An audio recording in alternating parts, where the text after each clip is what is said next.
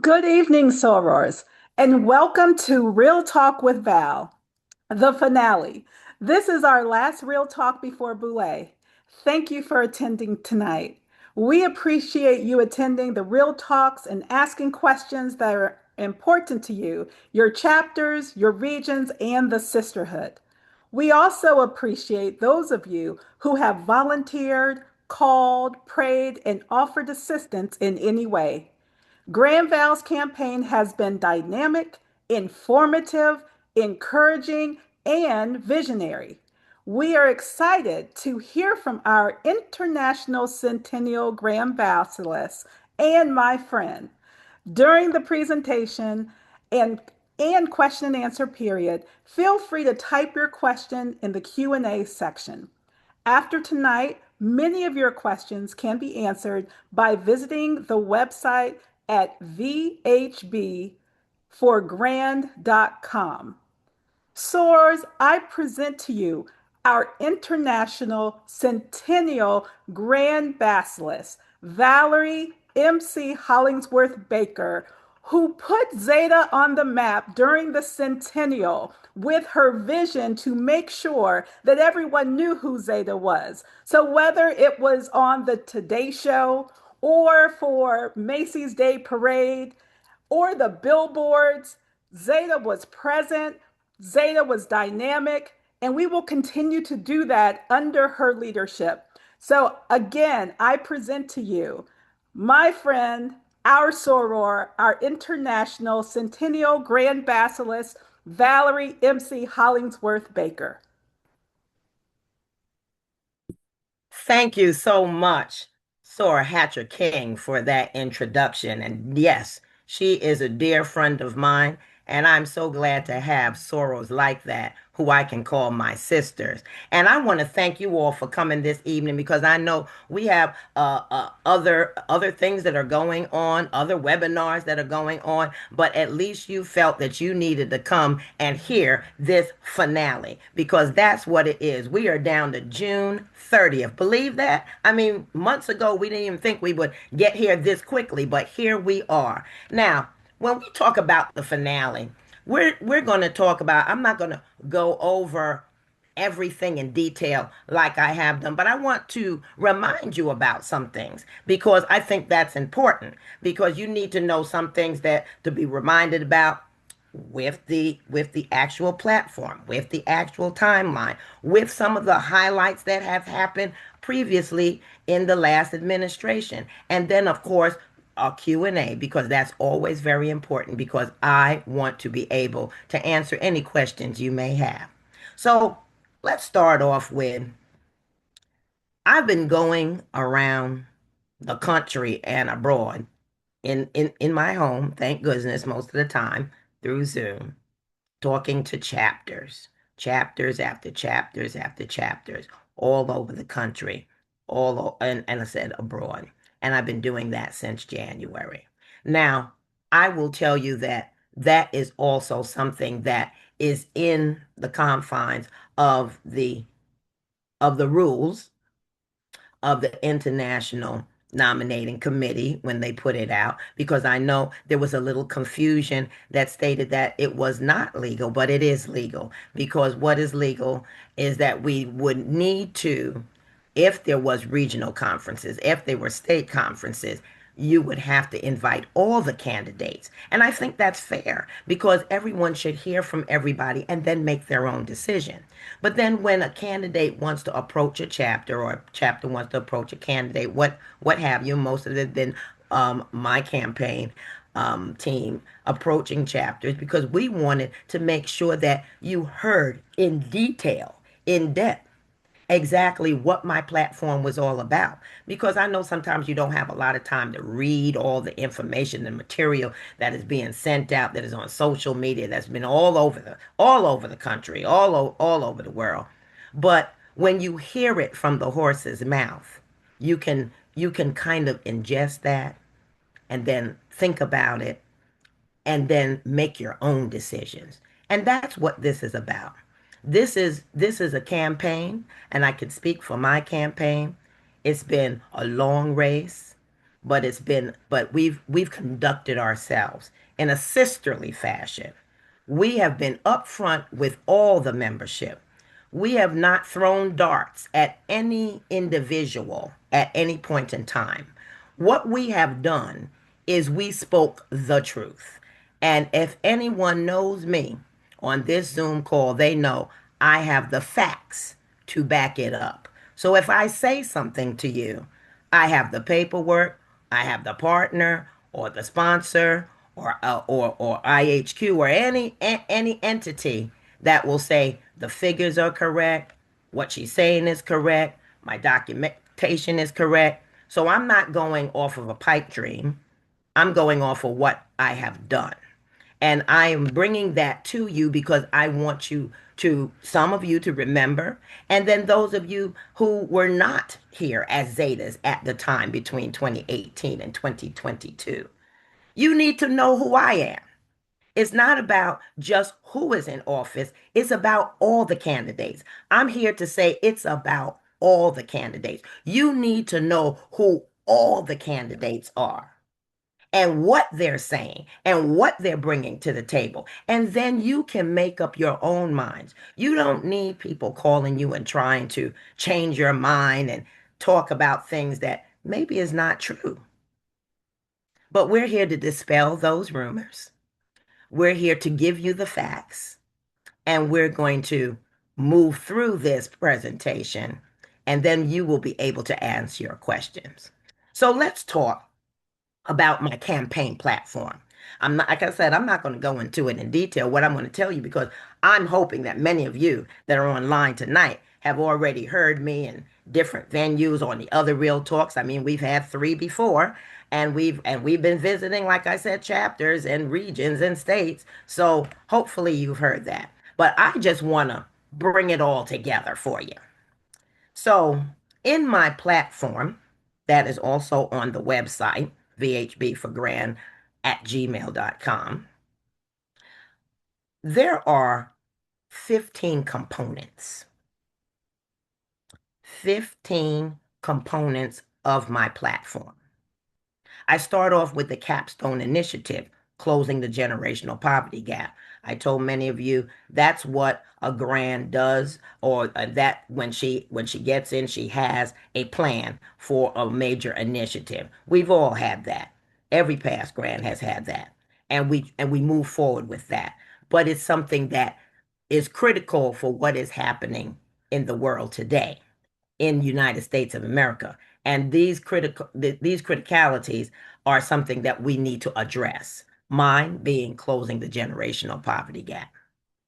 Then I went on to talk about boosting partnerships and sponsorships to the fifth power because that's my sweet spot.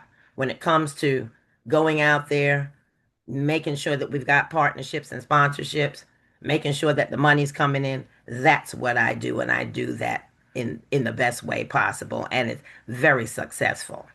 Then I went into Zoll 360, training and collaboration, because training is training no matter how you cut it, as I have said over the last few months, saying that if you have a pie and you cut it into 12 pieces, no matter how you cut it, it's still a pie. So no matter how many pieces that is out there for training and development like we have today, it's still training and development. And we as a body voted on that at a boule that was at the time that past Grand Barbara C. Moore was in charge. She was a visionary. She brought that to the table. So that is that's our engine. That's the engine, the service engine, because everything falls onto that. So I wanted to make sure that you knew that we would want to address all the parts, whether it is Office of Training and Development, whether it is chapter management, whether it's Fine or You, and then there's Zoe. We want to put it all together under one umbrella because it's going to be easier for you to do business with, so that you can be in one lane, being able to contact one set of people, and then they can push that down to the different levels. So it's not that we're going to get rid of anything. We're going to keep it, but we want to organize it in a different fashion so it'll make it easier for our members. Then I talked about Z Hope illuminating service work because once again, another initiative brought by past Grand Barbara C. Moore at a boule while she was the Grand, and we voted on that. So Z Hope is our service engine. Everything we do is in the service field. We could put it under Z Hope. So no matter what grant comes in, their initiatives all fall under Z Hope. Just like past Grand Right when she had elder care, just like I had when we had autism and mental health awareness. Just now, even with what we have with um the extraordinary power of she, it goes under Z Hope. And even capstone the capstone initiative that I want to bring forward, generation closing the generational poverty gap, that would go under Z Hope. But here is what is important, thinking about what's the history, because when we have members that may not know all the historical data, those of us that still know need to be able to allow everyone to be able to glean that knowledge from us, that historical knowledge. When Z Hope was created by Past Grand Moore, it was it was about the service, making sure that we were able to pull all the service together, put it into manuals, put it in with toolkits, things that everyone in the sorority could do. And with that, the next piece of it was how you would highlight your members, because it's about showing them that they are very important and that you're giving them that opportunity and that you're grateful for what they're doing. So, therefore, you'll be honoring them and showing them that through giving them the points, giving them the recognition, because that's what it is, recognition and service. That's what Z Hope was really all about, the recognition for the membership and then the service that the membership does in their communities. So the recognition, we have to come back full circle on that, because we go to these boules, these regionals, these state meetings, and here we start talking about the first, the second, and the third place winners, and in the categories of how many members are in each chapter, and we highlight them and we bring them up on the stage and we give them a plaque and a certificate and they take pictures, and that's wonderful because they're being recognized for all of the hard work they're doing. But like I told everyone as I went through the country and abroad, what about everybody else? Everyone that's in chapters across the country and and overseas, if they're doing Z Hope initiatives, first they should be granted the points for any of them, because every service work piece in Z Hope has intrinsic value. No one should tell you that there is no intrinsic value if you decide that after all of these years, you do highway cleanup. And now someone is telling you that they don't have intrinsic value for that. Yes, they do have intrinsic value for that. Why? Because it's environmental. And we need to keep our cities clean. We need to keep our blocks clean. We need to keep the highways clean. That's environmental.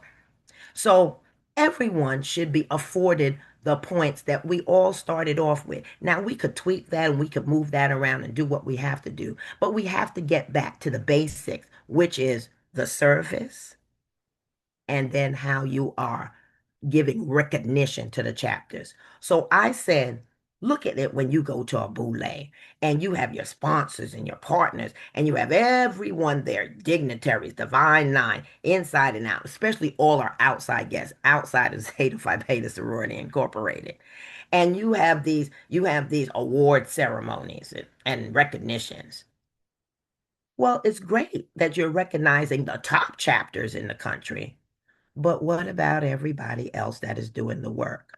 So I said, why don't we make sure that on all of those big screens across the country, that the chapters across the country have done work, that now right there at national, at a boule, all of the chapter names are going across the screen.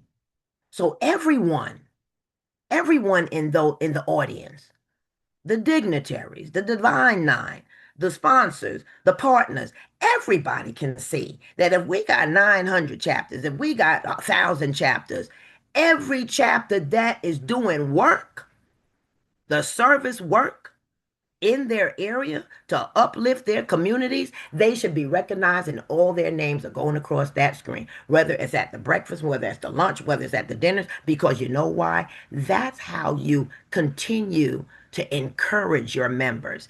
Give them a pat on the back. As I told people, we the free labor. No, we're not getting paid. Zeta doesn't pay us. Zeta doesn't pay the grant. Zeta doesn't pay the board. Zeta doesn't pay. The only people getting paid is IHQ staff. Now they're getting money to do their job. What are we getting? So if the only thing is the gratitude and the recognition, let it happen because it happens when you go to your job. You see them turning around and saying, "Oh, let's give Employee of the Month award," or when a staff finishes a certain project, the VP says, "Let's take them out to dinner. Let's take them out to lunch at a fancy restaurant." That's not in your paycheck.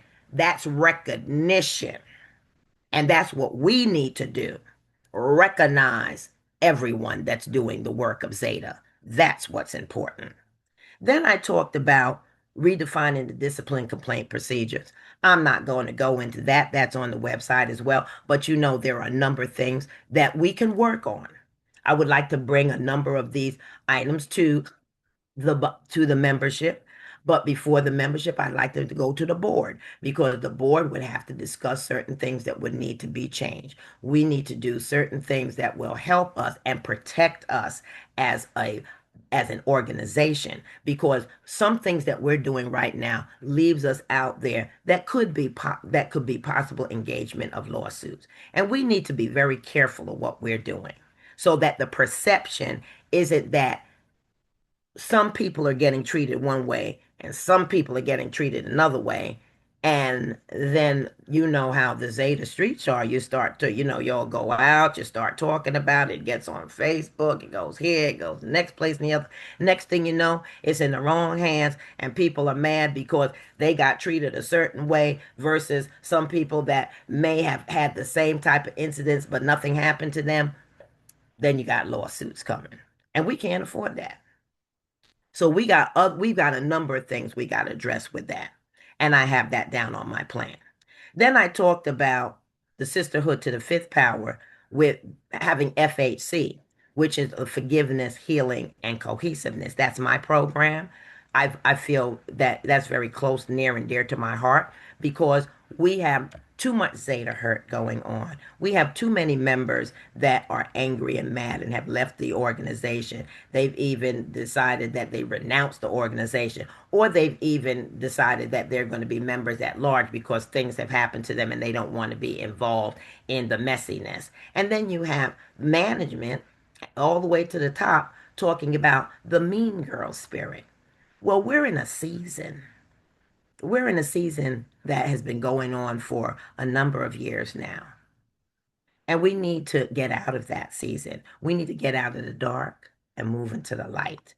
And that's what's going to be very important because if we don't, we're just going to implode on ourselves. And that's not going to be good for the organization. That's not what we started out with.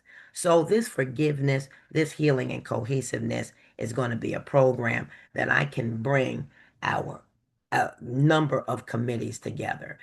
You have your chaplains, you have your mental health experts, you have those that are the conflict resolution specialists. You have outside organizations that could come in and help. We could even bring in a 1-800 number so that members can call. They don't have to say who they are, but call and there'll be somebody on that line that'll be able to listen to them. Because sometimes it's about just saying things to get them off your chest, to get it off your heart so you can feel better. And then we'll define programs and safe haven spaces so that we'll be able to discuss, to talk, to really try to motivate and move people in that direction where they can start to forgive, where they can start to heal, where they can then, after those two steps, come together. It is a cohesive unit and work together because that's what it's all about. We're not always going to agree with each other, but it's the way we disagree to agree. We might not always like each other for whatever reason, but we can come back together because this is supposed to be a sisterhood and we're supposed to be treating each other sisterly. And some shape and form and fashion, some of that has gone out the window, even with this election. Everything that's going on here is not sisterly. And we should be sisterly because everyone has a right to run. Everyone has a right to bring a plan to the sorority, and everyone has a right to be recognized. And then after that, let the members make the final decision. Let's not go through those backdoor deals and the nastiness and the rumors that people spread just because they want their candidate over your candidate. That's what's happening right now.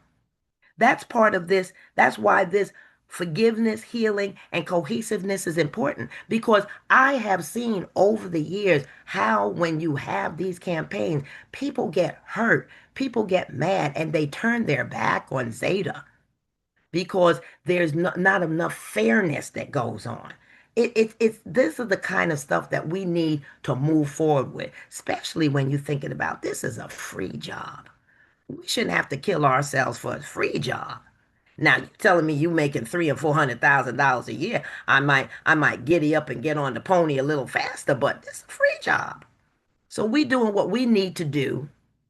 But this campaign, in this space and this time, with my team, we are above board and we are speaking the truth and we're keeping our eye on the prize and we are moving forward in sisterly fashion because that's what we should do when we are in this campaign season. I want to go. There's the undergrad shadow program because I want to involve the undergraduates. I want them to be on every committee that they possibly can in the programmatic thrust that I'm building because I want them to have a voice. I want them to be able to learn what goes in around behind the scenes so that they can then rise up, move up in the ranks. And because one day they're going to be the ones in charge. We're not going to always be here. We're going to be way gone. Or we'll be in our motor scooters or whatever we've got, and we'll be sitting down remembering about the good old days. And they're going to be the ones that are going to be up there, but we have to make sure that they are properly trained and ready to go. That they don't look like deers in headlights when they get in there and they're saying like, what, we didn't know all of this was going on. We've got to make that happen. And then the special shadow program, especially where I want them to be able to shadow the office that they might want to aspire to, whether it's on the local, state, regional, national level. And we're going to monitor this program. We're going to have a set of staff that will do that in Zoe because it is training and development, right? And with that, they're going to take that time. It'll roll out in February of next year, and then they'll go all the way till June of 2028. And then that team will decide on through their rubrics and everything else who are the top students out of that first, second, and third. And those three they're going to be given the full the full Monty. What they're going to do, what we're going to do is we're going to make sure and we're going to pay for them to come to the boule, pay their registration, pay their lodging, pay their transportation, anything else. And then they're going to be working with the boule planning committee and they're going to be behind the scenes watching what goes on when you get to boule, how you got to turn and pivot because a lot of times the everyone is enjoying themselves and sometimes you don't even know what's going on wrong behind the scenes, but guess what? That's great because if you don't know what's going on, then we're doing a good job because all you see is what you're happy with. So that's what I want them to have. But the first place winner, what I'm going to do, especially for the first place winner, after all of that training and shadowing and mentoring that is going on, I am going to have her be the international grand basilisk for the day, one day at Boulay. And she will be up there on the main stage. She will be Madam Grand and she will make those decisions. I'll be there in the background, but she will be the one. She'll be over the programs, whatever program there is that day. She'll be able to have maybe even a keynote speech for us. She will be able to just be that grand for one day, and she'll be able to feel how it is to be the international grand basilisk. And that's so important because a lot of our young people, a lot of them want to aspire to that. So why not give a taste of it to one of those that are in that in that shadow program, so that it will go on, and I hope that it will continue, because that's what we have to do. And then there's the Zeta Male Network. I have things that I want to do with the Zeta Male Network, just as well as the Amici. I mean, there are things to do with Zeta Male Networks needs SOP. The Zeta Amici, they need to make sure we update and get their SOP together to give out to them. And then there's the Youth Auxiliary. I got things to do that is going to speak to the Youth Auxiliary. But one important thing, I want to start an international spelling bee for them. Just like when you see on the streaming networks and you see those kids coming, and once a year there's that big organization that has those spelling bees, and people and the kids coming from all over the world to vie for scholarships, apprentice, all the whole 9 yards. Well, that's what I want our kids to be in. I want to get them over there. I want them to be recognized like all of our foreign students, because we're our kids are just as good and better. So we're going to have another team that's going to be under Zoe, that's going to take care of putting that program together and starting it off and making sure that we'll have it rolling from the state level to the regional level right on up to the national level. And after that, we're going to see how we can then get them into the national spelling bee on that streaming network. Then there's the customer service aspects. Got to have the customer service aspects, because if you don't have the customer service aspects, how are you going to function? You always remember me, just from being the first anti, have to have the customer service aspects, because you all are my customers. You're my sisters, my swords, but you're also the customer. And we have to provide you with the most excellent customer service, because you are paying to be a member of this organization. And that your money is what keeps us moving. So if you have to pay, we need to give you excellent customer service. The information sharing and gathering, that's going to continue to go on. I'm going to have monthly cabinet meetings with all the program directors. I'm going to have our, bi-monthly regional director meetings. And then I'm going to have our monthly state director meetings and any other meetings that we might have to have. And then our town halls for the membership, because that's the way we share information and you're keeping involved. This is not a secret squirrel game. There are some things that you can't share. I understand that if there's some legality where we're in the middle of a suit or something of that nature, we can't talk about that because that's legal. We can't say anything. But the majority of the things we can say something about, and we will have to say something about. You know why? Because we have to keep you involved, but we have to keep you in the know, because you pay to be a member. So therefore you should be in the know about the things that are happening. um, there's going to be there's going to be even a part for grand inspiration, where I'm doing a whole new thing for our past grand bacilli, and making sure that they're involved, because ever since they've been taken off of the board because of version 11 and 12, which I call the book of 1-2 or 1-1, um, we need to involve them more. We'll see one here, one there sometime, but really involve them in projects, make them consultants, do things that know that every time that something happens, the Grand Basilisk doesn't have to be every single where. That's why we have other officers. We have officers on the board. We have those past grants. All of these are elite members. You voted for them. So it's not just about seeing me every time, everywhere, wherever we go, because I'm only one person. That's why I got AI Val now, because AI Val and me, we good friends. See, she could do some PSAs and all that other kind of stuff. She got my voice, she got my face, she got my mannerisms. We give her a script, boom, she's doing that. Then I could do something else. And that's what I want for the past grant. I want them to feel that they are still a part of this organization, and they'll be able to represent us at other organizations that we pay dues at, that they could be representatives and they can come back and give the sisterhood an update on what is going on. And there's so many other things. And then there's the Zeta ZNEF collaboration that must continue to go on, because ZNEF is the engine where will get the dollars, especially when you've got companies or organizations or foundations or anything that want to give money to a 501c3. And when they give that money to a 501c3, then we could utilize those funds, and we could then turn it down, turn it all the way down, all the way going down, all the way to our chapters. And we can give that money to chapters that are doing the service work in the area that the 501c3 grant has now stated this is what they're looking for. So it's going to be a win-win situation. So at the end of the day, I always said, I'm just going to be continuing that legacy.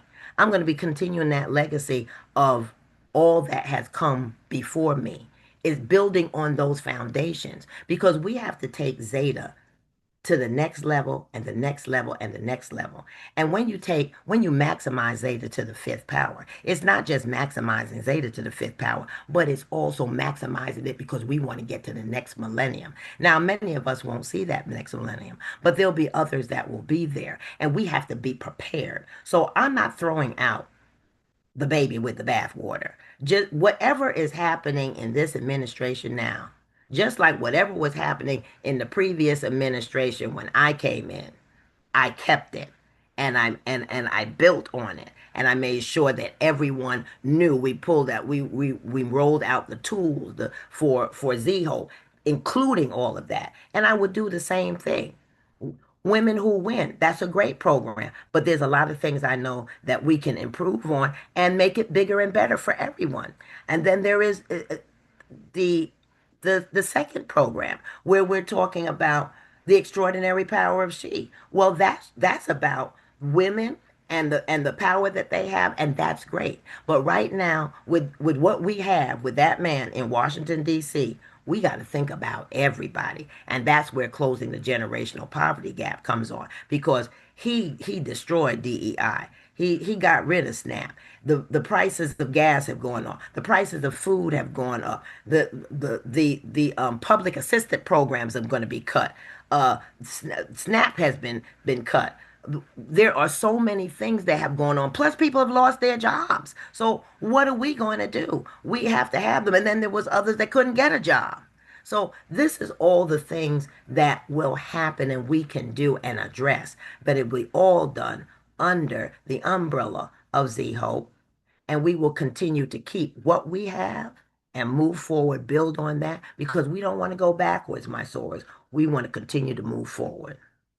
So I want to talk a little bit about the partnerships, because the partnerships I brought on are important. And I'm not going to, at this point, I'm going to treat you to a partnership montage that we just put together with the 24 partners and sponsors that I brought in.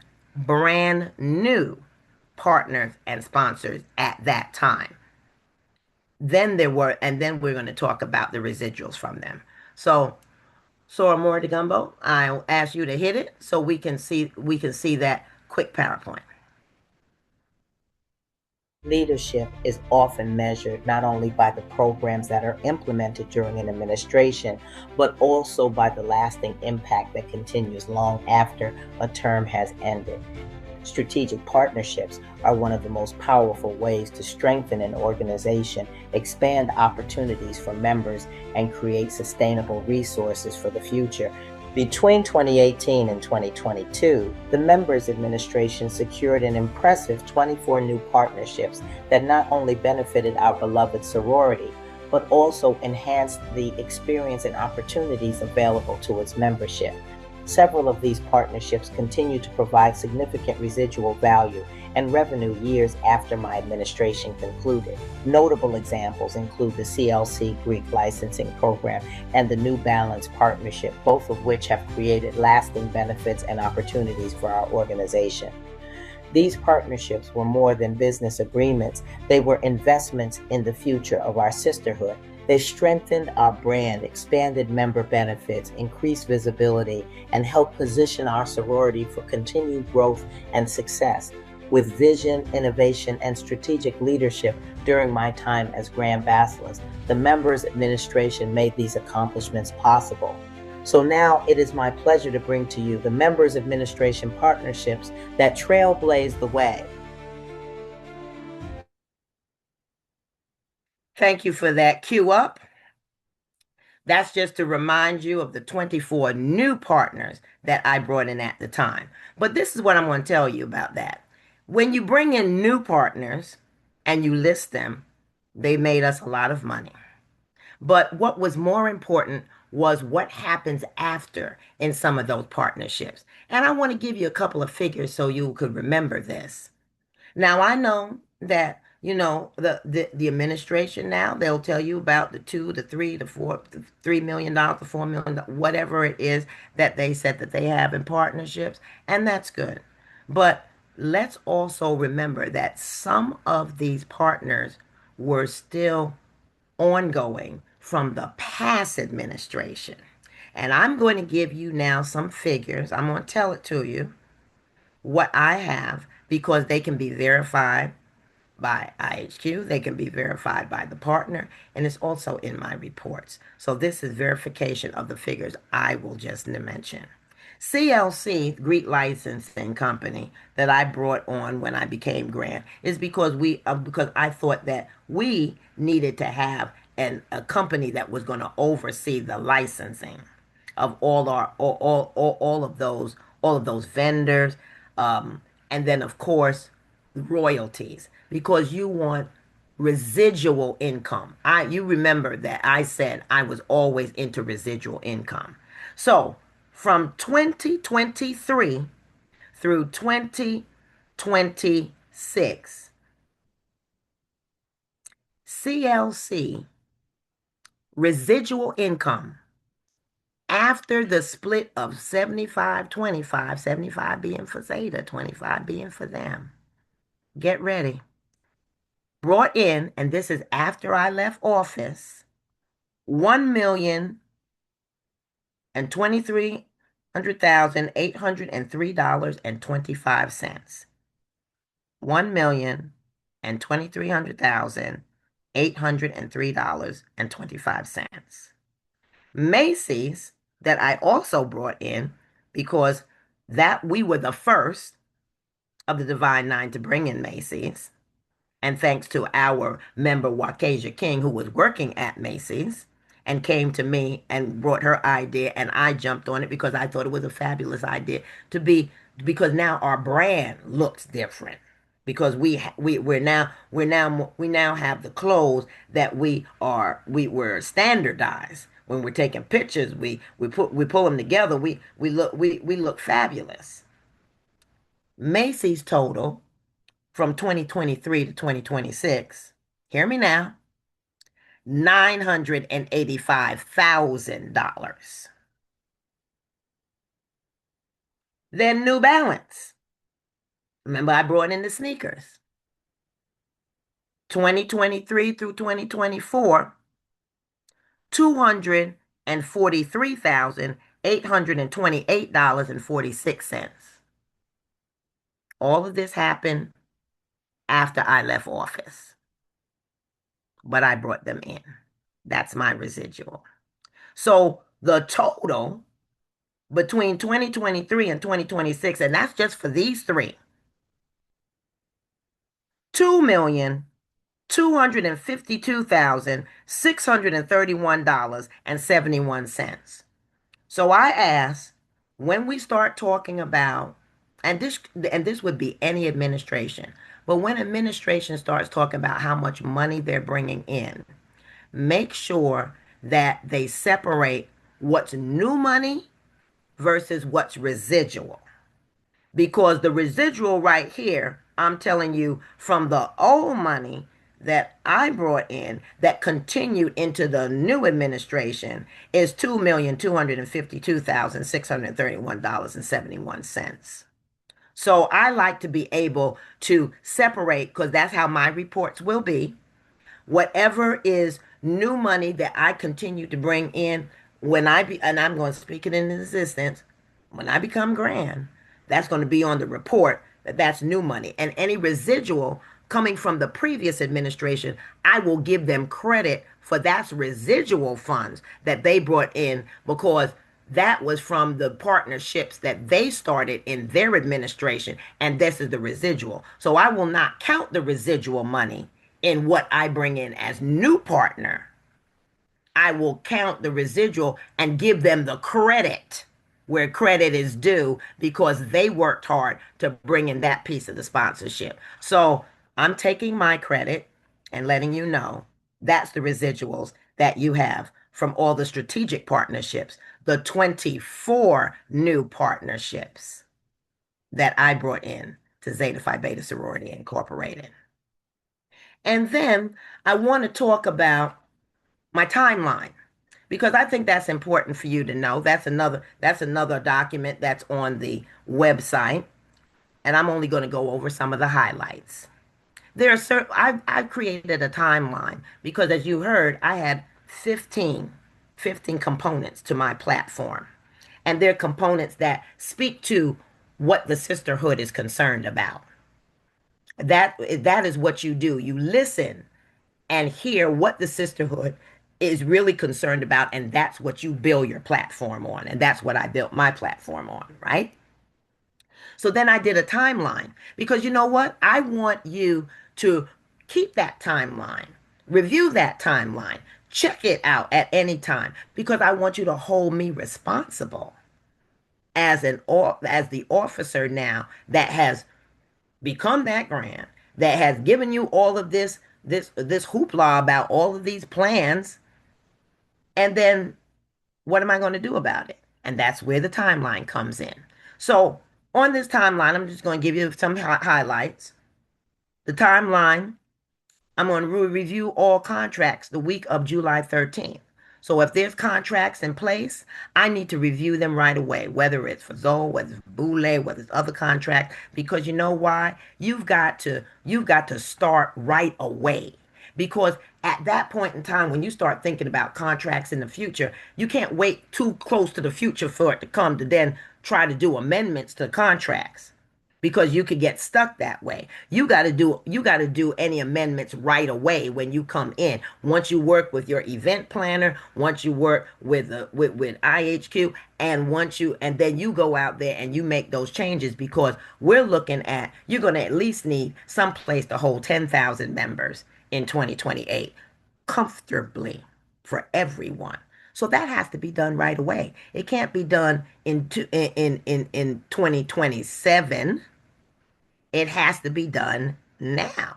So I'm pledging that I will be able to get those contracts together and make them and solidify any changes, but they will be done by September of 2026.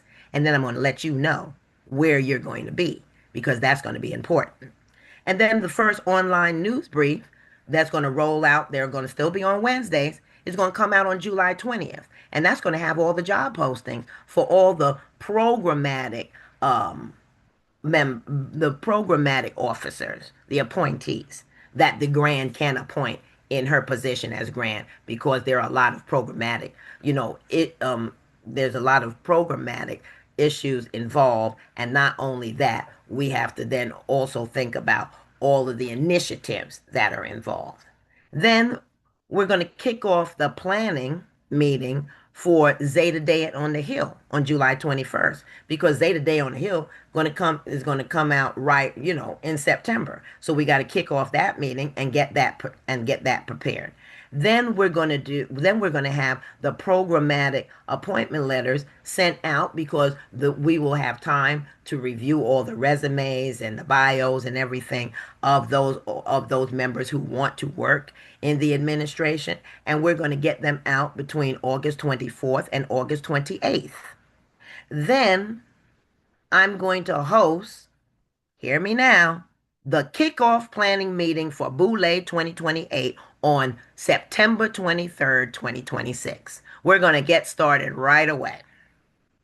I'm going to have a kickoff for the 107 Founders Day global celebration, and that's going to happen in October. And then I'm going to have the kickoff planning meeting for Zoll. That's going to be in 2027 on October 5th, 2026.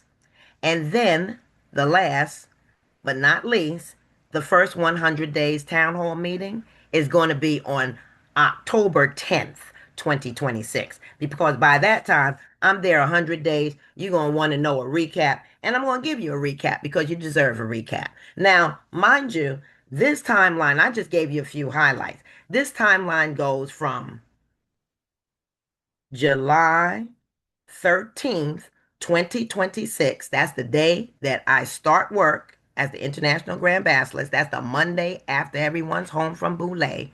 And it goes all the way down to August 31st, 2027. Therefore, every day, every week, every month for the entire year, you can look at that timeline. You can hold me responsible of what I said and what I'm going to do. If I have to pivot and make a change, I'm going to tell you that I'm pivoting and making a change and why I'm making a change and how we're going to do things differently. But I'm a businesswoman and I treat this organization as a business. It is a sisterhood. We are sisters and we love each other, but we're a multi-million-dollar organization, and we have to treat it as such. We have to get our little corporate hats on, and we've got to keep burning that fuel to get more and more money in. And you do that because you have that kind of attitude to know what you need to do, how you need to manage, how you need to motivate, and how you need to be communicative to our members so that they will be on the same bandwagon with you. Then we talked about, I know this administration, they talk about all the places that we're at the tables with now. But all of the grands put us in places and in different tables. I know I've done the same thing. We appeared as virtual panelists on Oprah Winfrey Network 8 separate occasions that was on her network, that was seen by millions of people in 2022 for the election cycle. And I was able to be on them to talk about what Zeta was doing in terms of the voter engagement, mobilization, education, and registration. Where we were, how we were doing, what boots on the ground. Yes, Zeta was highlighted. Also participated in a special, but at the Girls Trek, they had their own webinar, and they have a fully engaged following. And it was the fellow sister Black Greek letter presidents, 4 of us, and we engaged in conversation with the founders of Girls Trek because they wanted to know what it was and how it is to be the president of one of the Divine Nine, and how do we get along with each other, and what we have done to uplift each one of our organizations. And then just personal facts just about us, because everyone at time was always speaking about how we bonded together, how we worked together, especially my two, as I call them, my 2 line sisters for the presidency, which was our Delta president at the time, Beverly Smith, and our Sigma Gamma Rho president, Deborah Catching Smith. we bonded and we worked together and we love each other and we're still there because that's what you do. You get to know people and then you get to know their families and then you also get to know how to work with them and enjoy the work because it wasn't about the different organizations. We did things together. Also, we participated in an information matrix on the PBS broadcasting service where they came and did a special on us, and Lawrence Fishburne was the host, and it was a short documentary about Zeta Phi Beta Sorority Incorporated and education. We brought on our past grands, we were on there, but we highlighted Zeta. So we were at tables. We brought tables to the tables. We brought people to the tables. That's what we're supposed to do. So when you start saying things, make sure we all talk about what we have all done. We've all done these things. We were also at the vice presidential office in DC, and we met with Kamala Harris. I was the only one that she walked by and elbow bumped with because we actually almost had on the same type of outfit. But what was important about that is that we all were at that table talking about now what was going on now that Biden and Harris won and what they were going to do as far as for the Divine Nine and the things that we wanted to see happen for our communities. And each one of us spoke about something that was relevant in our organization. And when it was my turn, I spoke about maternal health and how we were partners with March of Dimes for 50 years and how we've been doing that way before people even cared about it. And I highlighted everything. And Vice President Harris was so impressed. She said, now that's what we need to continue to work with because that I didn't even know that was part of what she was concerned about. So you see, we all been at the table. We've all done things. And we can all call on those same people. So those are the important things. Those are some of the important things there that I wanted to bring to the table this evening because I want you to be aware. And the last thing, which is something that it always keeps coming up, and it seems to be coming up now because that's the way we're gonna play politics. I understand, but I see that the devil's busy, and we still trying to spread and confuse people about the lawsuit. I'm here to tell you again that this lawsuit was not a lawsuit against Zeta Phi Beta Sorority Incorporated. It was against 14 individuals on the executive board that was named individually on the court papers because they continued to persecute me. They wanted me to be gone from that office. And I had had enough day after day, month after month for over 13 months that they plotted and strategized. Not only did they drag my name through the mud, but they put it out on social media and they made sure that they had lies. And people started to believe that. And it was even outside of Zeta. My family was hurt. My husband, my kids, even my name in my community. And I do have a name in my community because I work in the community. They even knew about it. How embarrassing is that? And then to find out the main person that was leading the charge and bringing all these people along, you find out that there's something that happened that then she had to go to court and had to plead guilty for what she did to the sorority while I was sitting out. You see, you don't know all the facts, but the people that want to continue this is because they want to blacken the name, my name, so that they can make sure that members who really are not in the know could say, oh, how could she do that? We don't want to vote for her. That's not the way we play business here. There is, and Dr. Murray DeGamo, can I see that? Can I see that slide for the court? You see what that slide says there? It says DC Court of Appeals hybrid oral arguments, December 14th, 2022. Let me be clear here why I brought this up. Because when I was able to come back and return in January 2022, and that was before the boule, the judge deemed that I was innocent, and I should just go on ahead and do what I had to do as the officer, as the person in charge of Zeta until election. And then if there's election, she wins, she wins, she don't. But that's the way it is. That's those same 14 people then took me to court for an appeal because they didn't like what the judge had deemed, that I was not guilty. And you see that date, December 14th, 2022, when it went to court?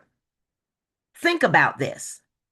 July 2022 was the election at Boulé, and I lost the election.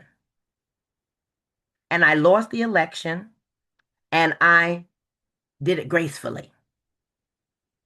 But you don't even know that those same 14 people on that board, who now were not board members, okay, because the board did change, we all had an election, they went to the current board at that time, and they kept spending your money because they kept this up.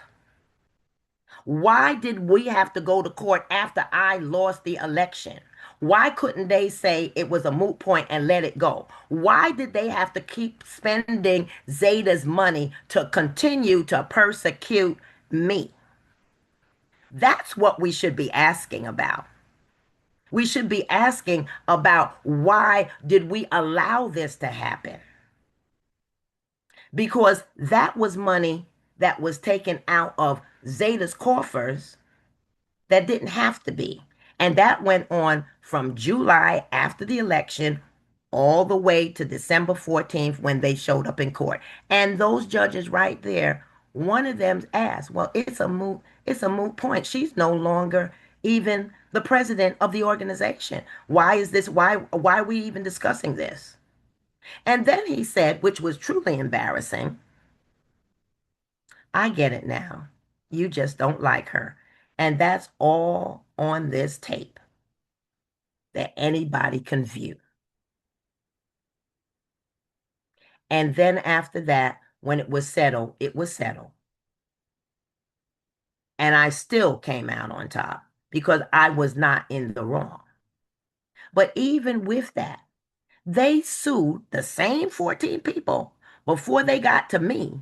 They sued Barbara Carpenter, past Grand Barbara Carpenter, in August of 2021 because she was the one that was in charge of the special boule. And that same person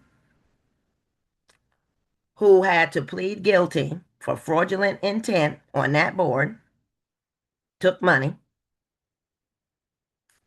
had to then wanted her gone as well because they all did not want to have that special boule.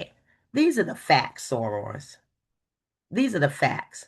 So instead of these members going around spreading vicious rumors and gossip, let's be real honest about what they did.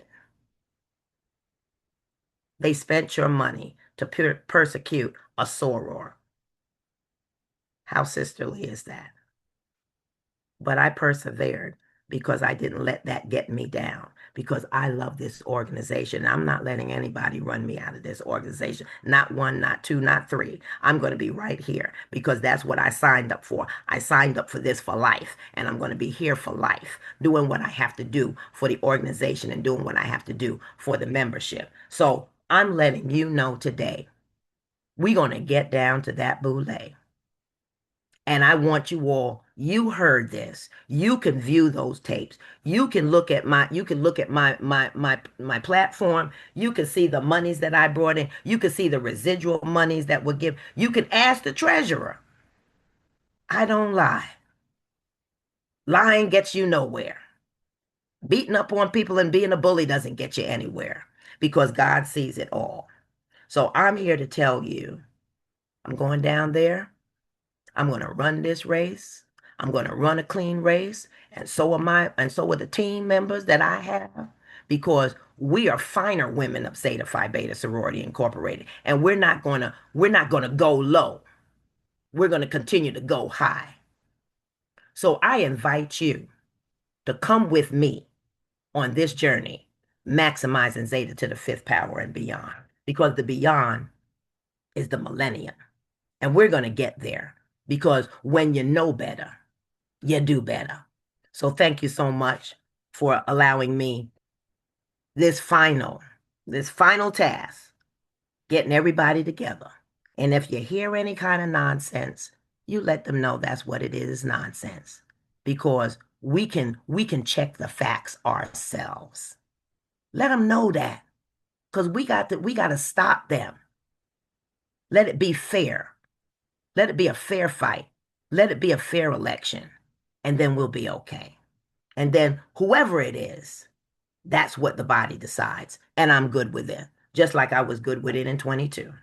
Because I still am going to be engaged. I'm still going to be a member. I'm still going to be working on ZNF. I'm still going to do everything that I could do to bring in money, to bring in highlight the organization and move it forward, because I'm not there about this is just me. I don't need aggrandizement. I'm doing this for the organization. I can put a mask on my face and you don't have to see me, but you're going to see my work, because my work will speak from me. Thank you. Thank you, thank you, thank you, thank you so much. International Centennial Grand Basilisk and our one true candidate to bring this sisterhood back to where it needs to be. We thank you so much for sharing your platform, sharing your vision, sharing your goals, and also sharing your testimony, a true testimony to how you persevere no matter what. And so we thank you so much for that. Sorors, now is your opportunity to ask any questions that you may have. I do have 2 questions in the chat. And so, Grand Val, the first question. It says, good evening. I would love to see a savings plan similar to the 2020 Centennial, where Sorors can contribute weekly, bi-weekly, or monthly. These funds can be used for any and all things Zeta related, travel, fundraising, dues, etc. So how do you feel about that, Grand Val? I feel that that's a really great idea. We have a financial team, and I know some of the financial team said, are you willing to work with the financial team? And I'm going to tell you, I'm willing to work with all the officers, elected and appointed, because that's what a good leader does.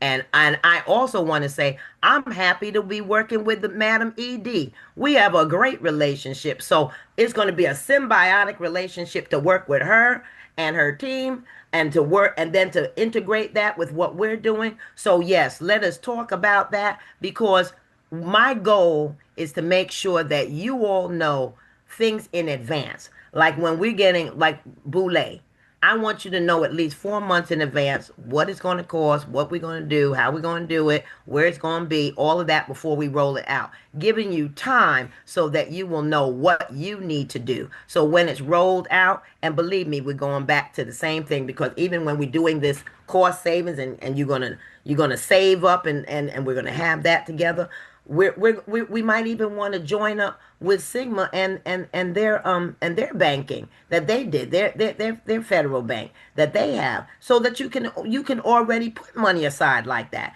I want to go and talk to them. We got to keep elevating the bond, right? So we'll elevate the bond that way. So I'm all good for that, but I want you to know, come 2028, Boule, you're going to go back to having a website, a Boule website. You're going to have a link. Everybody going to get it. It's not going to be personal invitations and all of that. I don't understand all of that. I like it to be simple. The doves and the crystal doves and the life members, they'll get there 2 weeks before. But then when it rolls out to everybody, it's going to be early, regular, late, and that's why I want to get those contracts together by September 2026, because I want to see someplace that got 10,000 people, because I want to see you all in there. And then we might even be looking at having some virtual for those that can't make it. So all of that is going to happen. And I can do it because when I came back in January 2022 at that board meeting in Philadelphia, remember, there was no Boule planning. The board didn't plan to do anything because they were too busy trying to run me out. So now that was 6 months. I had 6 months to plan that boule. And there's some people on here that been in that and been there with me. And they know how many sleepless nights and everything else we had to do. So if I can bring a boule together in 6 months, and you had Mary J. Blige, and you had all those other entertainments, and you also had the Constitution and bylaws forum, and you had election, and you had all of that. Well, believe me, I can take care of you in 2028. So don't you worry about it. All of that'll be addressed. Thank you so much for that response. We have another question. It says the VHB for Grand website shows endorsement from the Atlantic region, New York State, and Delta Mu Zeta. A post from our International Grand Bachelor's Grant says she was endorsed by the state of New York. Can a state endorse both candidates for the same position? Well, I'm very glad you asked me that, because I happened to be there when it happened. Just like the Atlantic region, when we were there in the Atlantic region, there was someone, I believe one of the officers on the board, when it came time for endorsements, that officer came to the mic and said that they wanted the Atlantic region to consider endorsing all of the Atlantic regional candidates. And the vote was taken, and that was what was decided, that all of the Atlantic regional candidates. So when it came down to New York State, yes, I thought that it was going to be the same, but it came out a little differently. There was only 3 of us that are in New York State that were running for offices. 2 was the contention office, which is the grand, and 1 was for chair. So they went one by one. So they were asked, the body was asked if they were going to endorse the candidate for the chair, and they voted yes. The body was asked if they were going to endorse the candidate for the grant, and they said yes. And the body was also asked if they were going to endorse the candidate for grant that was the second, and they said yes. So yes, the body voted for all 3 of us, just like the Atlantic region voted for all 3 of us. Now, at the end of the day, when it gets down to the wire and we get to Boule, everyone gonna have to make a choice. It's just like the Bible. There's going to come a time when we're all going to have to make a choice. We can't stand on the line. We all going to have to make a choice. So either the chapters are going to go one way or the other way. But that was done, and I was endorsed. The current grand was endorsed, and Madam Tamias, who was running for the chair of the board, she was endorsed as well. Now, if you ask me whether that's right or wrong, I can't say that it was. I couldn't say either way, because it was done in the Atlantic region the same way. So it's following.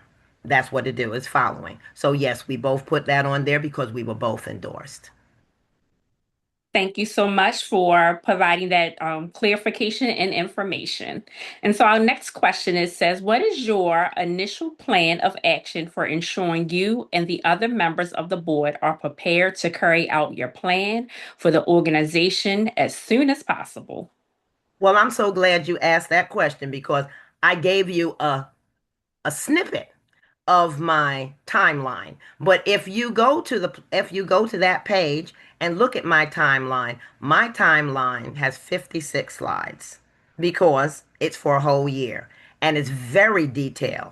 And it will tell you every day, every week, every month how many meetings I'm going to have, not only with what I just talked about, but I'm setting up meetings with executive director on a regular basis. I'm setting up meetings with the financial team. I'm setting up meetings with the chair of the board. I'm setting up meetings with other members on the board. All we're going to all meet together, and then we're going to all meet separately, and we're going to make sure that everybody understands what my vision and goal is, and then also be able to follow through with what is on the strategic plan because all of that will come together. So it's about communication, it's about meeting regularly, and about making sure that everybody's on the same page. And that's why we're also going to have those cabinet meetings and the committee meetings and the regional director meetings and the state director meetings and everyone that has to be involved, so we are not working in a time capsule,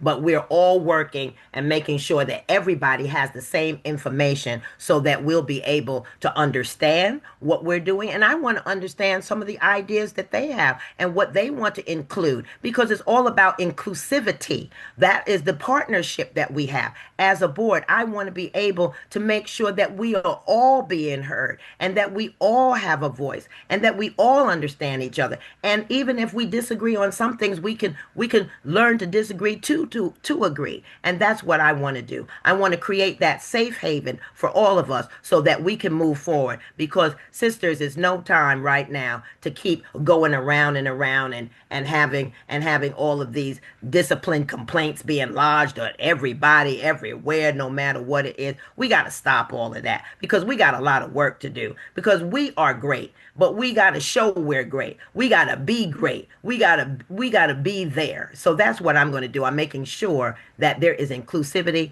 and that we are meeting and communicating and working together. That's what I will do. Thank you.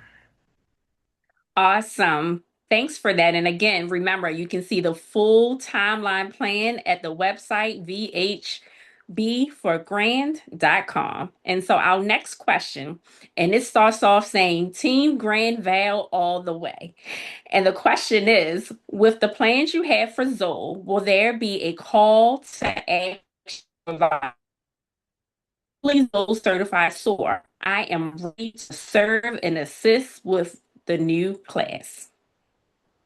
There'll be a call to action for that. And there'll also be, as I said, those job postings that we're going to have out by July 20th because I want everybody to jump on those. Because before I used to hear, oh, well, she only appointed her friends. I live in the Republic of Brooklyn. And I know you think I know everybody, but I don't.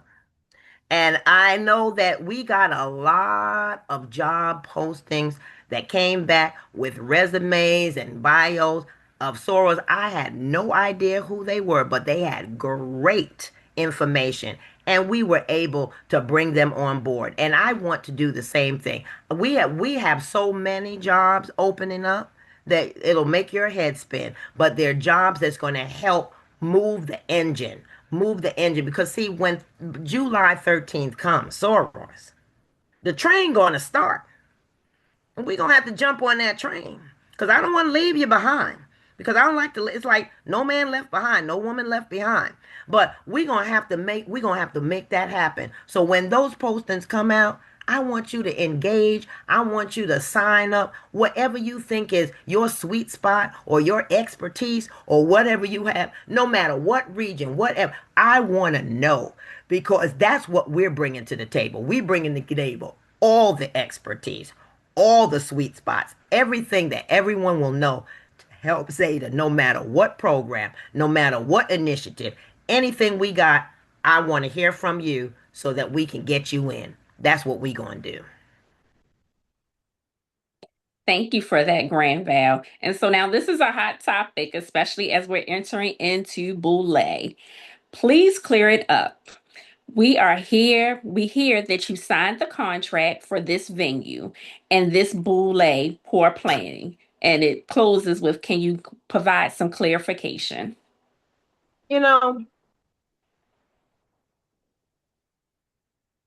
I know you can't see this well, but this is the contract that I have.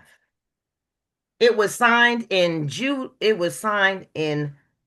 December 2019. At that time, we just finished with the 2018 Boule. And we had figures from the 2018 Boule and we had figures from the 2016 Boule. And the event planner, who is a member of this organization and has been the event planner for the organization for more years, even before me, because she was in Madam Past Grant Mary Bro Wright's administration and did a lot of work there. And I kept her on because she knew what she was talking about and she knew the ins and outs. We signed that contract then because at that time we still weren't getting these kind of numbers in. So we saw, but we wanted to go to a place where if we had to make a change, we were going to be able to make that change because the largest room in the Gaylord can seat 10,000 people. So we signed that contract and under advisement by the event planner and others. I signed it for 5,000 because that's what we estimated was averaging back then for 2019. Now, since then, let's roll it forward. Since then, we've had a fabulous first anti, and she was marching to the drums of 30,000 members. Well, we got over 30,000 members. So that means more space that you need. Then then also remember the book of 1:1 and 1:2 when those amendments were voted upon and then they were passed. Now chapters that have more members, let's say 100 or more, now they're getting more votes, right? So they can get 10, they can get 18, they get depending on how many. Some chapters got 300. So you're going to have more delegates, right? Okay. So now you've got more delegates to be seated. You've got over 30,000 members that are out there that are financial. But all of this just happened in the last couple of years. It didn't happen back in 2019. Okay. So this is what I say. Number one, we signed that, and that's why it's on the FAQ that we signed that. It had 5,000, but it had space for 10,000. Next thing, when we did the rooms, our contract was for $239 plus tax. Now the rooms are at $317. I didn't sign for that. Parking, we had less. It's more. I didn't sign for that. I've got the contract to prove it. So, why is the present administration continuing to bash the previous administration about a contract? And I'm asking you that because every past grant, and I could march them all out here and ask them, and they will tell you, when they came into office, they inherited contracts. But a good leader will look at those contracts immediately and make sure that if there need to be changes, they will go ahead and get them changed as soon as possible so you can pick up all the balance of the space and anything else that you need. You don't come in 2022 but sign a contract for an amendment in March of 2025. Everybody else wants to go to the Gaylord. So the space then now becomes less, and you have to start trying to make things happen with what you've got. But that's not the previous administration's fault. That's your fault because you didn't do it on a timely basis. And that's what we have to start thinking about. I'm not a leader that's going to point fingers at somebody else or blame somebody else. You've been in office for 4 years.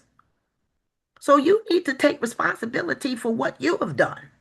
Because when I was in office for 4 years, I took responsibility for what I have done.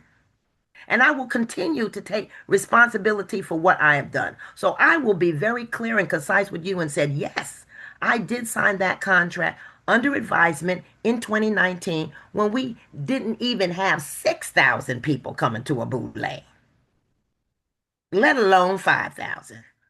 But now we're at another point. So that's why I told you in my timeline that I was going to ask for those contracts come the 13th, get them that week, review them. And if I got to be on a plane to go to wherever I got to go, I'm going to do that so that we can make sure that we have sufficient space for everyone. That's what you do. You don't blame the other administration and say, well, I just got this contract and this is what she signed for. That's why we in a mess. No, no, no, no, no. I'm not on the planning committee. I did not help you with registration.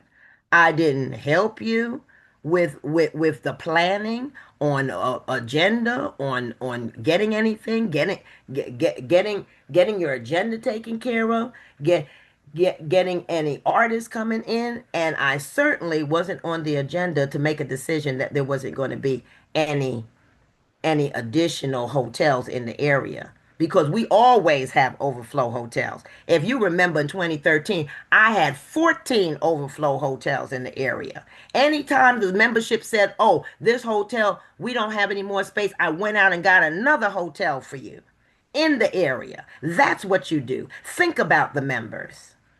That's what I intend to do. And I've always done it, and I will continue to do it. So, no, they need to stop blaming the prior administration because one thing I don't like, I don't like members throwing dirt on another administration. I would never do that to this administration. I haven't done it to anybody else's administration. And I don't like it when it's done to mine because there are many sorors that were in that administration and they worked their butts off to make it happen for you.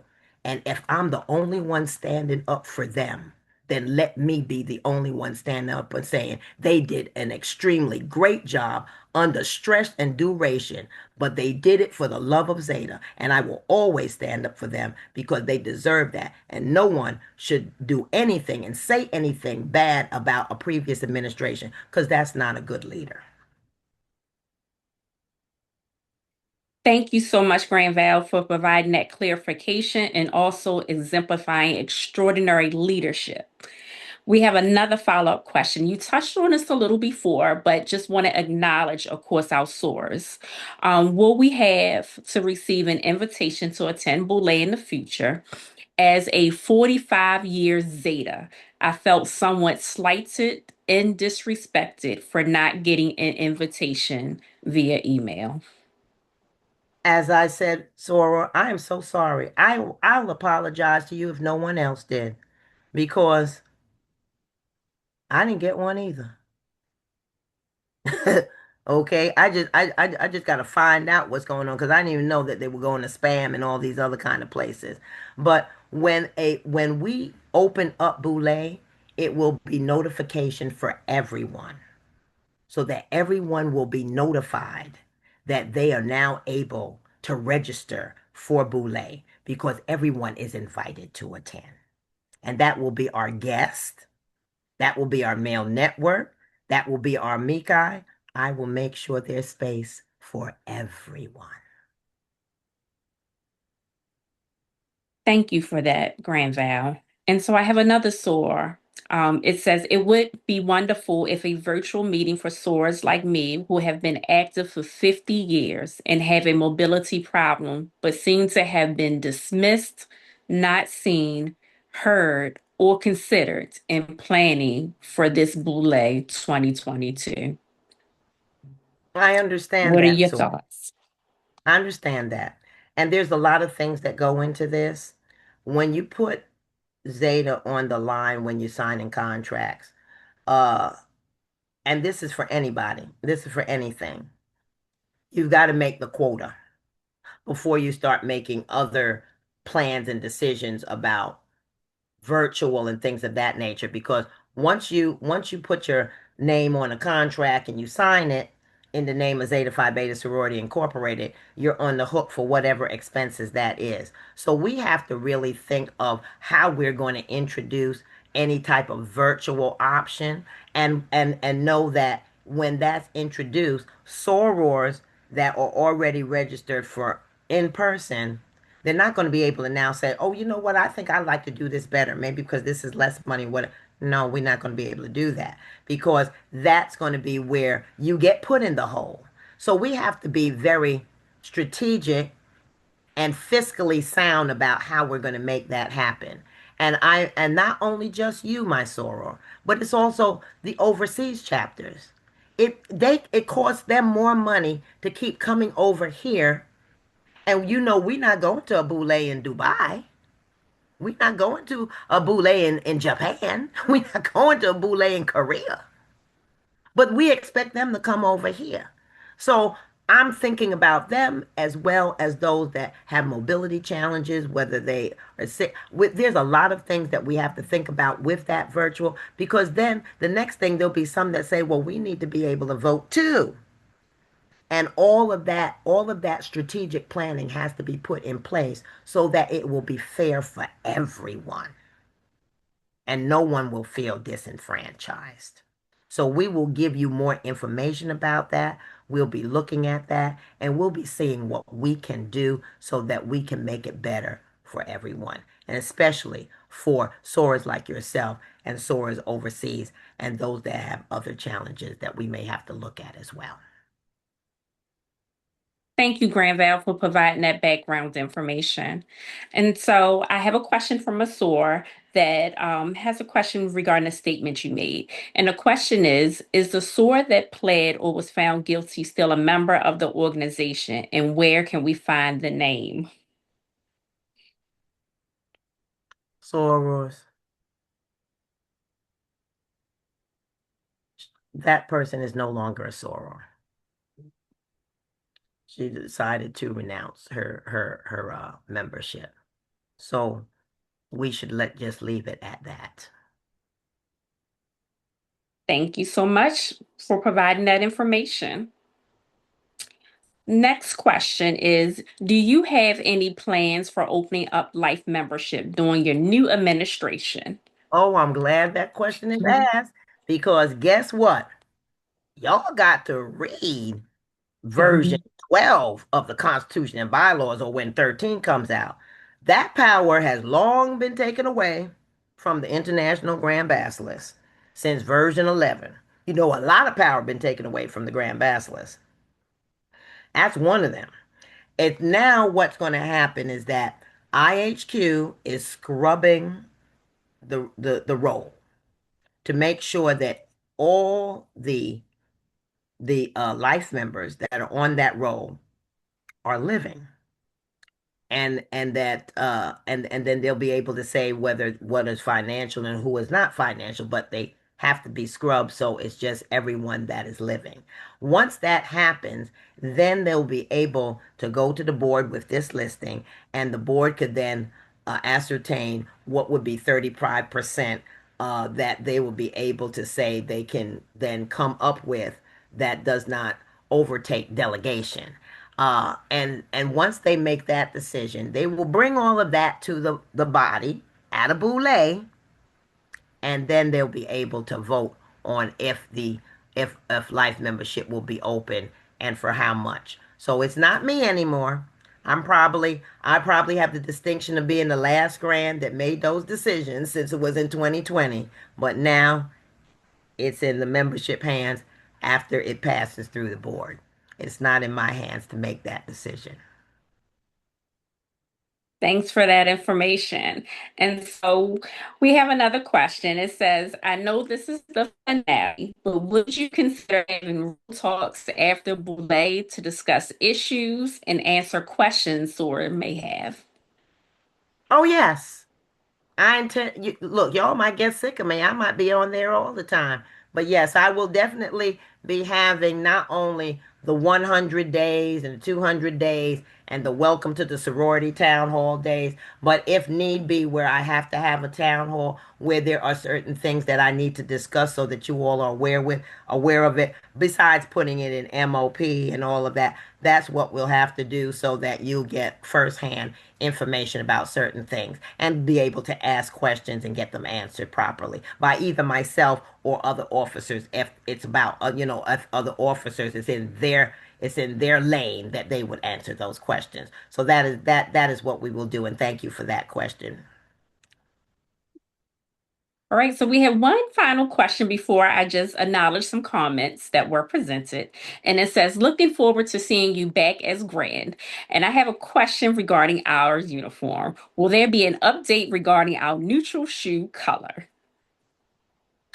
Well, we're going to, it's all we're, since we're going to start looking at, our style guides and all of our branding, that we will look at all of that and see what will work well, and then that will be something that we'll also probably have a good survey on, because sometimes you need to get some feedback from the membership so that when you come back with something, you can say we've got the feedback, and then we'll be able to then say this is what the membership is thinking about, this is where they were, and this is why we're coming out with something new. All right.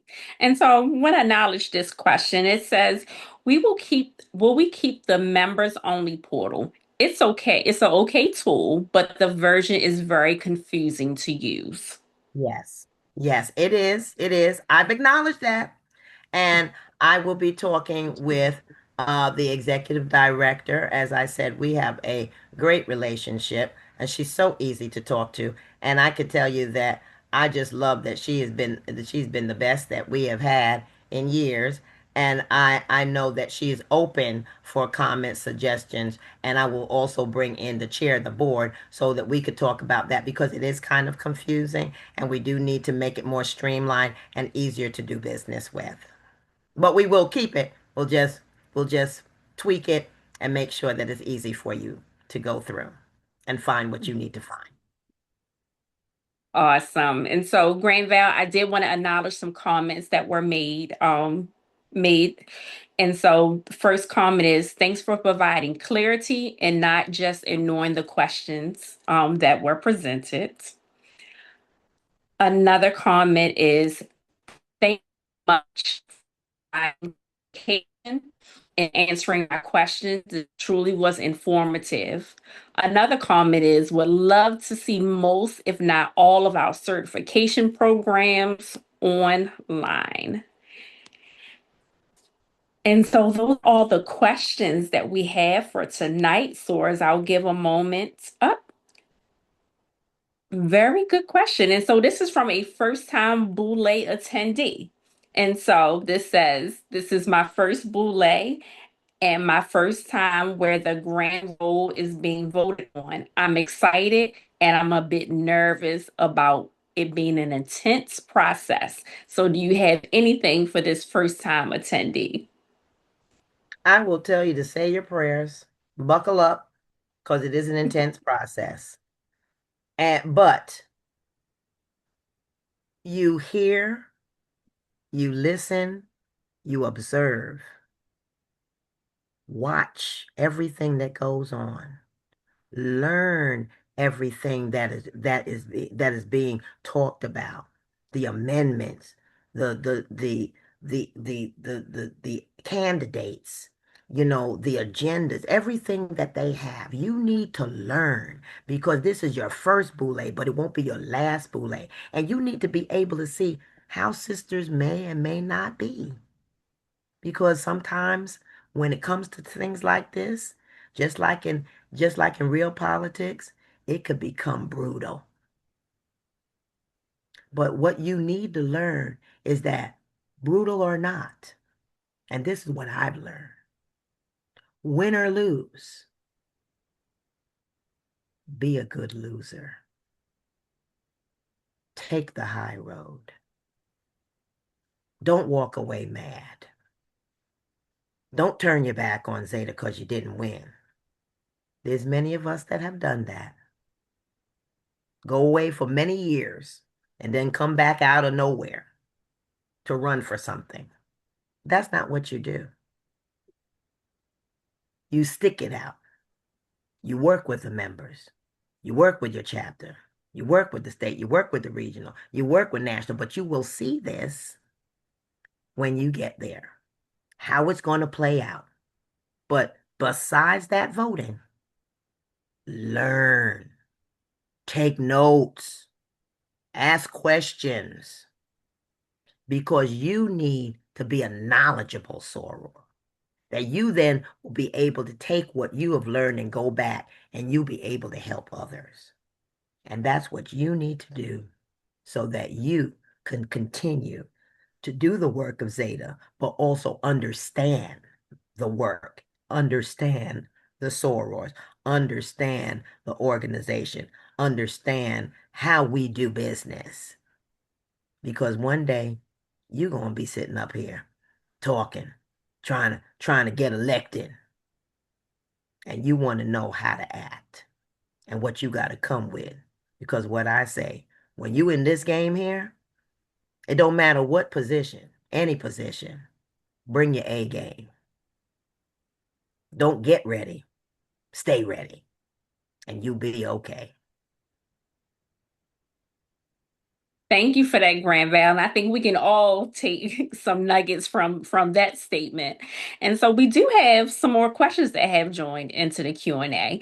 And so the next question is, can we assure the website and the leadership directory are kept up to date? It can be difficult to coordinate programming when the SOAR you need to contact for information or clarification is listed incorrectly or the information is outdated. I have an issue with that myself. Working even with my website campaign or on ZNF, I like to make sure that everything is always update, current, and correct.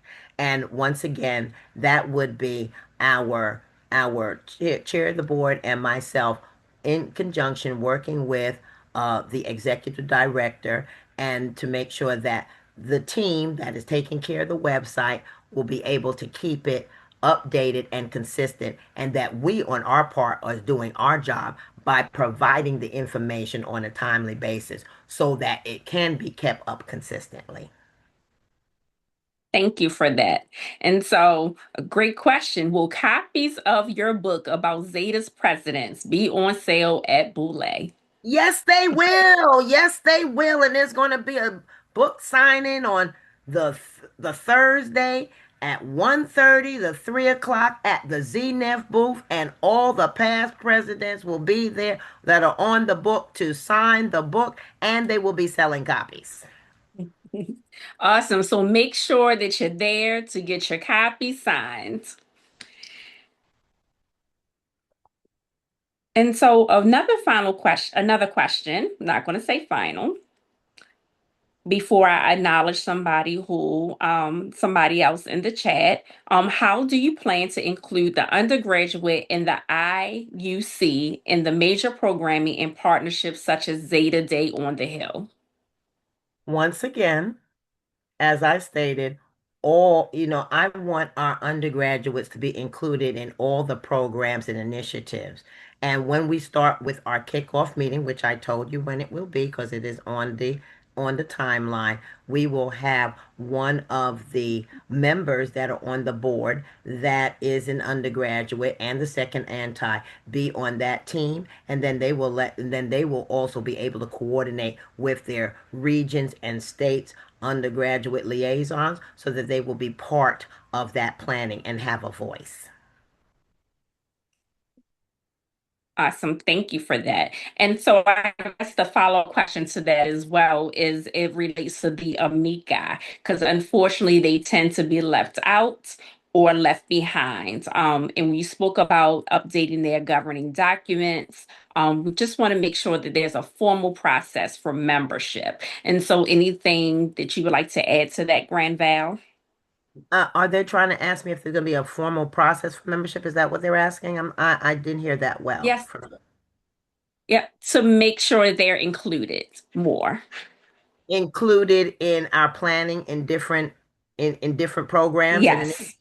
yes, they will also be Yes. asked because we will have the Amici directors, and they will be able to let us know from the presidents on down who we will be able to put touch upon and say, will you be able to join us and be part of the teams that we're pulling together so that they will have a voice as well. All right. Thank you so much. And so, Grand Val, I do not see any more questions inside of the Q&A or in the chat. And so, final thoughts. If there's something that you wanted to leave Sorors with to remember about your campaign, about what your vision, your mission, and your goals is for our sorority, what would that be? Thank you for that. And thank you for being this moderator this evening also, Sora Fitzgerald. Sorors, today is June 30th.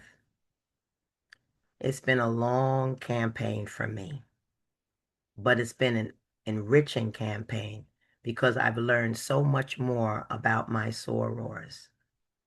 But what I really treasure in this campaign is that I visited so many chapters across the country and overseas. They learned something about me. And I thought that was so important because, gossip is vicious. Idle tongues are wagging all the time. And there are members that want to paint a picture of me that is not true. I am your soror. I'm your sister. More importantly, I am a human being with feelings.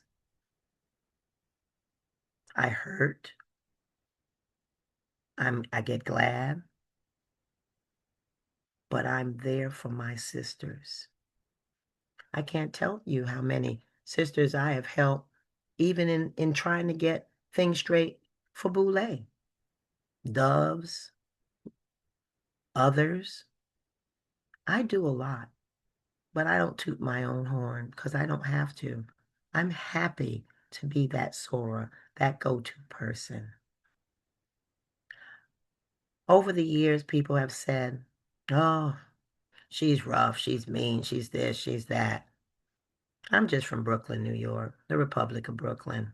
Us Northerners, we straight up. But that doesn't mean that we're heartless and cold. I have a heart. And I hope I demonstrated that through this campaign.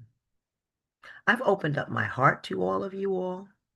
Every time you've asked that question about did you sue the sorority?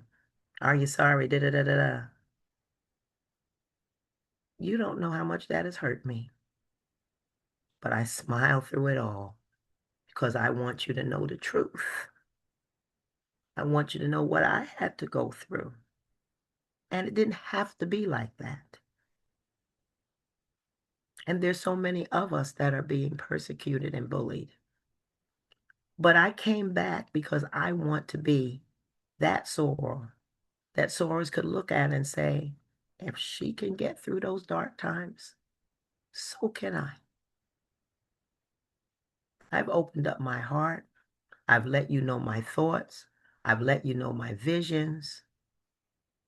Many of you have taken it and run with it. Many of you have been so supportive of me.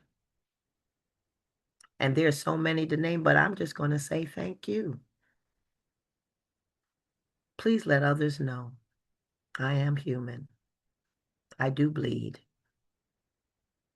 And I'm a good person. And I'm a Christian. And that's what I like that to be on my tombstone. Because I have done what I have done because it is the course that I have to take, the path that I am being led on, because that is what God wants me to do. He wants me to be there to help people, to help others excel through mind, body, and spirit, to get them those scholarships, to work with the underprivileged, to do the things to uplift, not just Zeta, but uplift God, because that's what we're supposed to do. And that's what I've been doing. And that's what I'm going to continue to do. So I have laid it all on the line. That's all I got. And I hope that you can see through all the shenanigans and all the issues that the people want to bring up and all the ugliness that might be there. But know that this sister, she's truly your sister, and she's thinking about you, and she will always think about you. I'm not worried about me getting on camera, doing anything. I'm worried about you. I'm worried about what you got to get done. And I hope all of that has come through in my platform, in my timeline, in my honesty. I've answered every question that you've had. I have not dismissed any questions. And if my team has not given me every question, then you know what? You coming to Boulay, come up and ask me yourself. And I'll let you know. Because I have nothing to hide. I got my facts. I got my proof. So I want to thank you for being who you are. Thank you for continuing to support me. I look forward to your continued support because this is all about Zeta. It's for the 5 founders. Everything I do is for power to the 5th. Because without the 5 founders, none of us would be here today. So while they're up there looking down on us, let's make them proud. Let's make them proud that they can see that we are doing the business of Zeta in a sisterly fashion, in a loving fashion, and that we're going to be those Zetas that are going to not just check a sister, but check on a sister, because that's what we need to do. No matter what age you are, let's take care of each other. Let's love each other.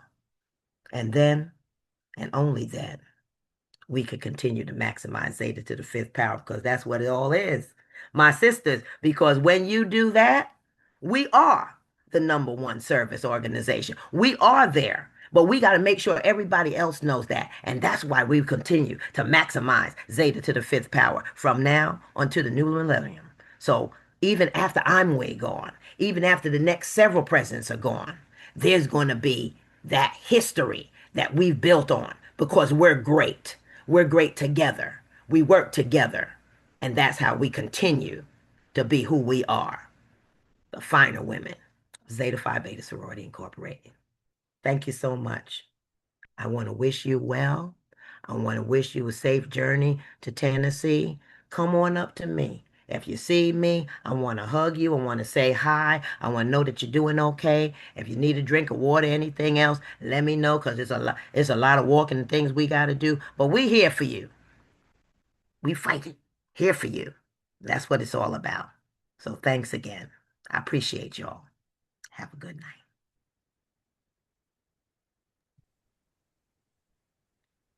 Thank you, Sorors, so much for attending this evening's Real Talk with Grand Val, and wish you the best evening and a good night.